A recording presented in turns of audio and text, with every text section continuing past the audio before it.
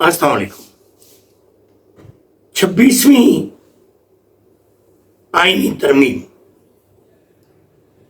پچھلے 2 ماہ سے تقریباً پورے ملک میں موضوع بحث ہے۔ یہ 26ویں ترمیمی بل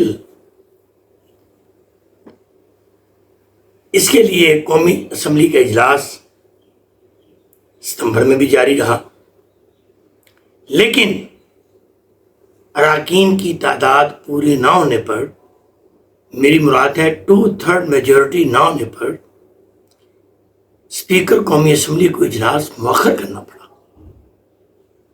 اور اس کے بعد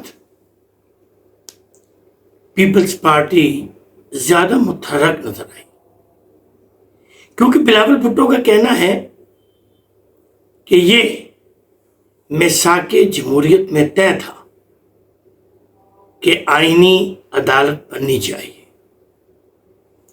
کیونکہ سپریم کورٹ میں ہزاروں مقدمات پینڈنگ پڑے ہوئے ہیں، اور کبھی کبھار جو آئین کا یا آئین کی تشریح کا مسئلہ آن پڑتا ہے تو پھر اس کے لیے بھی علیحدہ بینچ بنانا پڑتا ہے۔ لہذا کیوں نہ نئی آئینی عدالت بنا دی جائے۔ اس حوالے سے اپوزیشن کا یہ کہنا ہے کہ یہ آئینی عدالت صرف اور صرف عمران خان کو ٹارگٹ کرنے کے لیے بنائی جا رہی ہے، جبکہ میں سمجھتا ہوں کہ ایسا نہیں ہے۔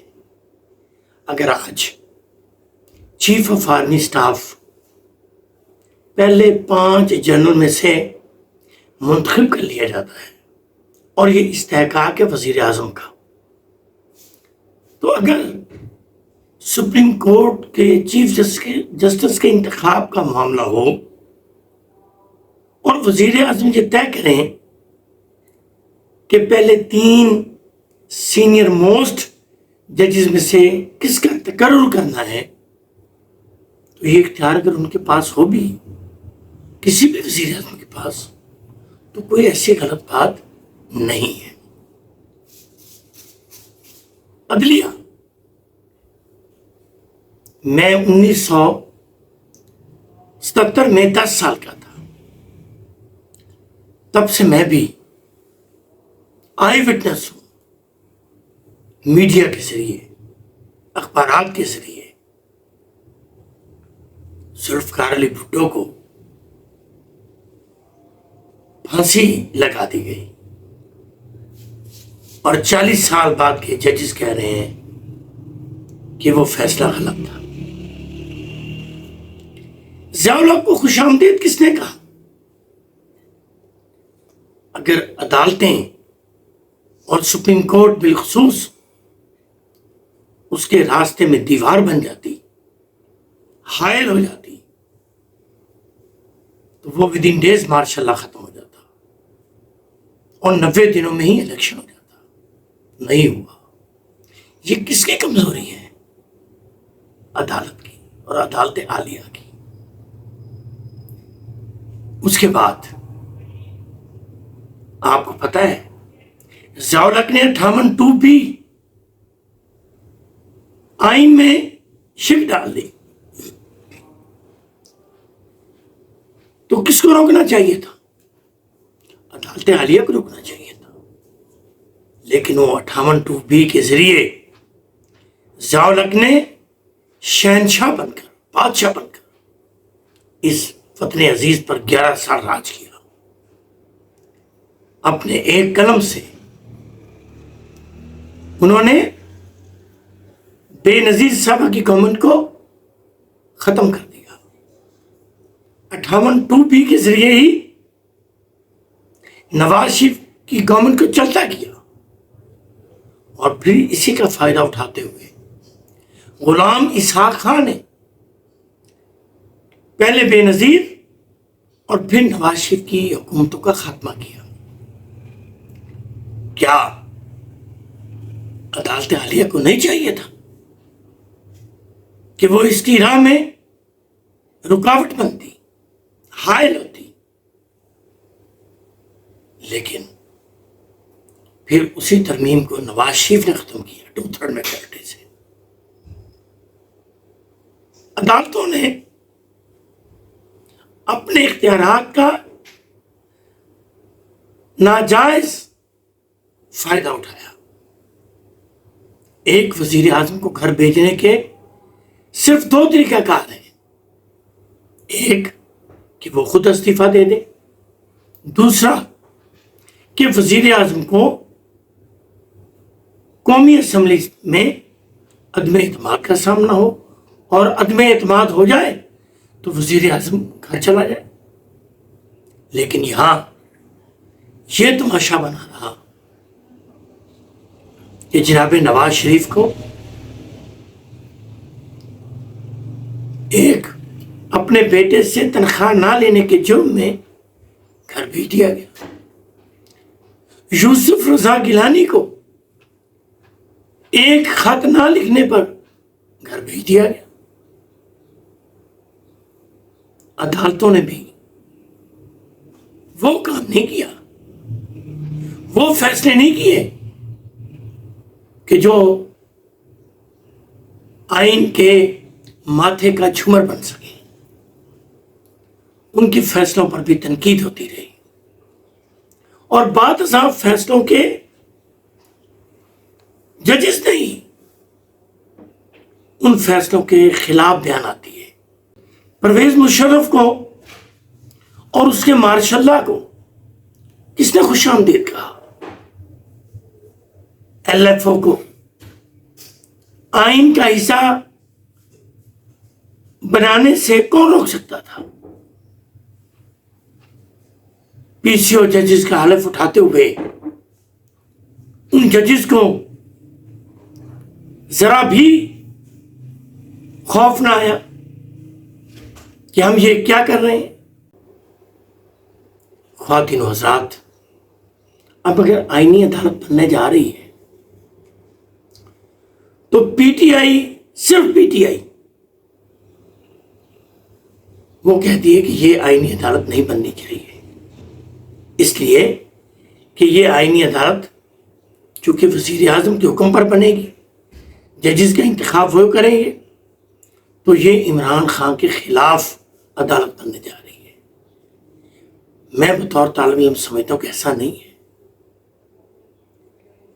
پھر مولانا فضل الرحمان نے بہت اچھا کردار ادا کیا۔ انہوں نے کہا کہ ایک مسودہ ہمیں دیا جائے، ہم دیکھیں گے۔ تو مسودے کی ایک کاپی مولانا فضل الرحمان کو دی گئی، ایک پیپلز پارٹی کو دی گئی، اور مولانا فضل الرحمان نے اپنا مسودہ PTI کے وفود سے شیئر کیا، اور جو تبدیلیاں جو مسودے میں نکات تھے ان میں کچھ تبدیلیاں کر دی گئی، جس کو مینوان پیپلز پارٹی نے بھی اور مسلم لیگ نون نے بھی قبول کیا۔ اب چاہیے تو یہ کہ مولانا فضل الرحمان سے PTI آج کل بڑے محبت کا دعویٰ کرتی ہے، ان کے پیچھے نمازیں پڑھتی ہے۔ وہ جو القابات اور خطابات انہیں دیے گئے ماضی میں، اس پر بھی انہوں نے معذرت کی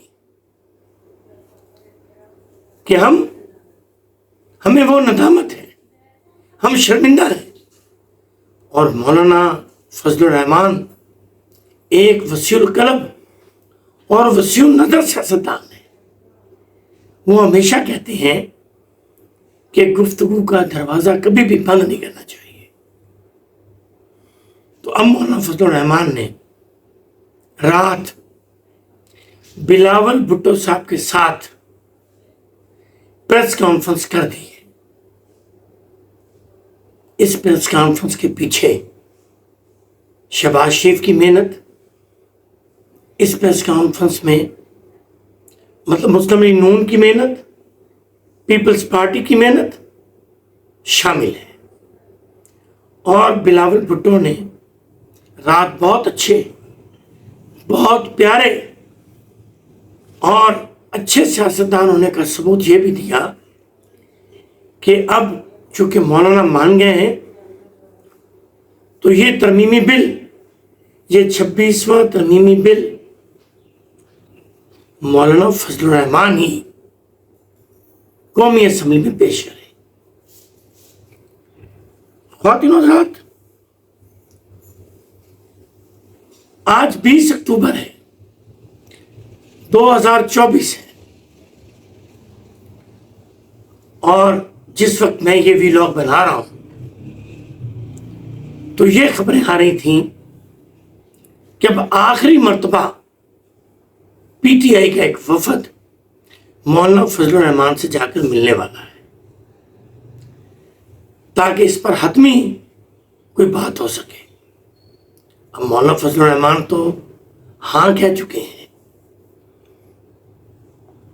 اب پی ٹی آئی پر منحصر ہے کہ اگر وہ بھی مولانا فضل الرحمان کے دیوے مسودے کی تصدیق کریں، اسمبلی میں آئیں، ترمیم کے حق میں ووٹ دیں، تو میں بطور طالب علم سمجھتا ہوں کہ ان کا قد کاٹ پڑے گا اور آگے بھی سیاست میں دروازے کھلے ہیں۔ تو اب دیکھنا یہ ہے کہ اس حتمی ایک وفد کا حتمی طور پر جانا، گفتگو کرنا، اس کے کیا نتائج نکلتے ہیں۔ ایک طرف ابھی پی ٹی آئی کا بیان آیا تھا کہ یہ متنازع بل ہے، ہم دونوں ایوانوں میں اس کا بائیکاٹ کریں گے، اور جو پی ٹی آئی کے اراکین اس کے حق میں ووٹ دیں گے، ہم ان کے گھروں کے باہر احتجاج کریں گے۔ ٹھیک ہے، مجھے یاد آ رہا ہے سینٹ کا الیکشن کہ اس میں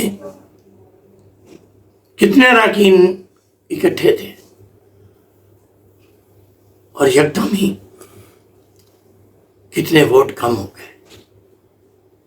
تب پی ٹی آئی کو اس بات کی لاج رکھنا چاہیے تھی کہ آئندہ ہمارے ساتھ بھی یہ کچھ ہو سکتا ہے۔ میں سمجھتا ہوں فلور کراسنگ اچھی بات نہیں ہے، لیکن پھر بھی پاکستان کی روایتی سیاست کا یہ رسا کشی اور فلور کراسنگ حصہ رہی ہے۔ سینٹ میں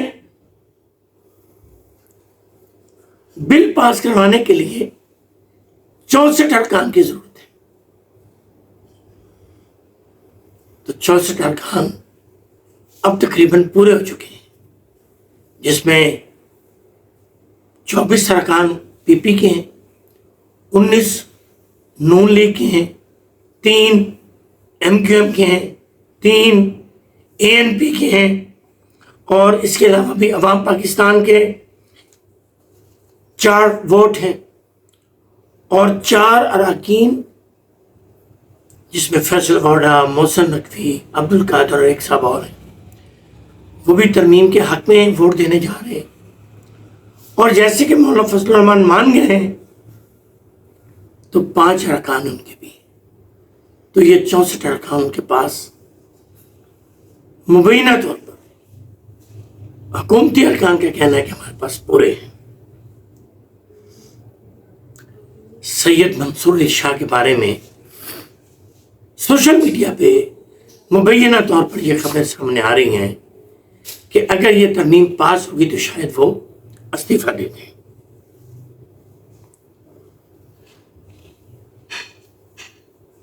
اور قومی اسمبلی میں 224 ارکان کی ضرورت ہے،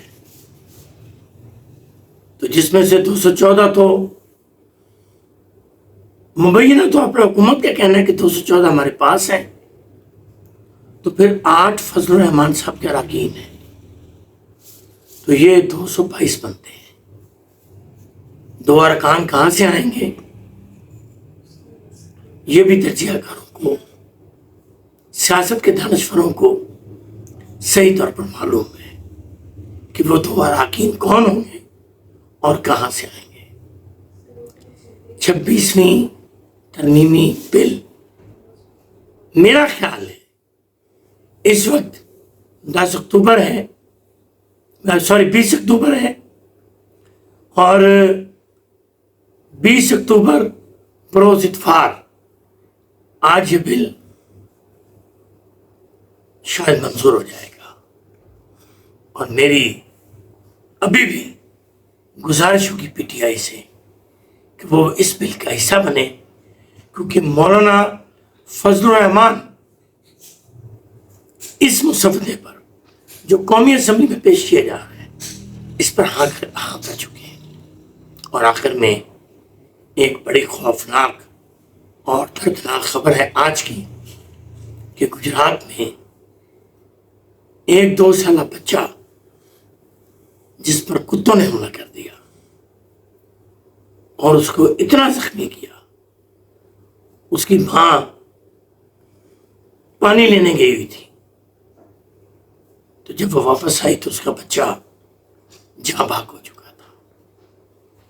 تو سندھ میں تو کتوں کی تعداد کے بارے میں ہم پچھلے سالوں میں سنتے رہے ہیں۔ محترمہ مریم نواز صاحبہ سے گزارش ہے کہ وہ خونخوار کتے اور آوارہ کتے ان کو تلف کرنے کے لیے کوئی مضبوط اور اچھا پلان بنائے۔ Thank you very much.